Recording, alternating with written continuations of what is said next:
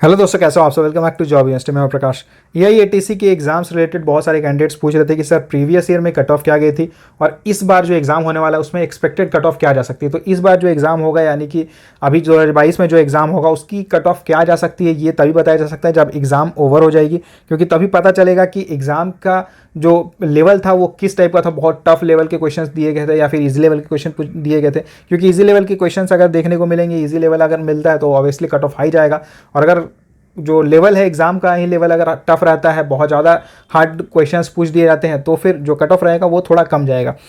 Expected जो dates था वो चल रहा था कि 3 महीने बाद एग्जाम होगी या 4 महीने बाद एग्जाम होगी, लेकिन डेट्स भी अचानक से इन्फॉर्म कर दिया गया। 20 दिन पहले डेट बताया गया एंड 27 को कंफर्म है कि एग्जाम होने वाली है।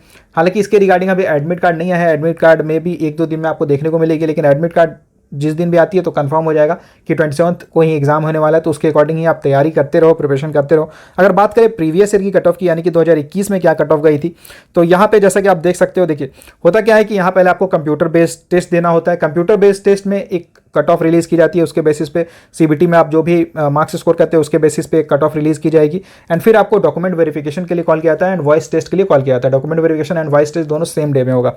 उसके बाद जब आपकी डीवी एंड वॉइस टेस्ट हो जाती है, उसके बाद फिर से एक और मेरिट लिस्ट जनरेट की जाती है एंड उस मेरिट लिस्ट में एक अलग कट ऑफ रहता है, क्योंकि आपको पता है कि डीवी एंड जो ये रहती है वॉइस टेस्ट रहती है, इसके लिए ज़्यादा कैंडिडेट्स को बुलाया जाता है। नॉर्मली 1:2.5 के रेशियो में कैंडिडेट्स को कॉल किया जाता है या 1:3 के रेशियो में कैंडिडेट्स को कॉल किया जाता है। तो अगर बात करें 2021 की कट ऑफ क्या गई है कंप्यूटर बेस्ड टेस्ट के लिए, तो जनरल कैटेगरी में कट ऑफ रही थी 93, ईडब्ल्यूएस की कट ऑफ रही है 89.763। यहाँ पे आप डेसिमल में इसलिए देख रहे हो क्योंकि अलग अलग शिफ्ट में एग्जाम हुई थी, तो उसके बाद नॉर्मलाइजेशन किया गया था, इसलिए यहाँ पे आपको मार्क्स ऐसे देखने को मिल रहे हैं। ओबीसी की कट ऑफ गई थी 89.881, एससी की कट ऑफ थी 85.077, एसटी की कट ऑफ थी 82.823।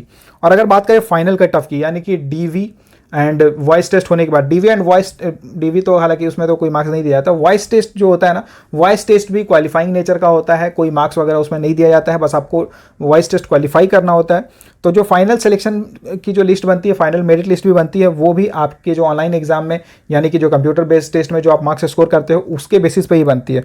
तो फाइनल कट ऑफ क्या गई थी, जनरल कैटेगरी के लिए 95.645 कट ऑफ रही थी, ईडब्ल्यूएस के लिए 91, ओबीसी के लिए 92, एससी के लिए 86.789 एंड एसटी कैंडिडेट्स के लिए 84 कट ऑफ रही थी एंड ये out of 120 marks cut off रही है।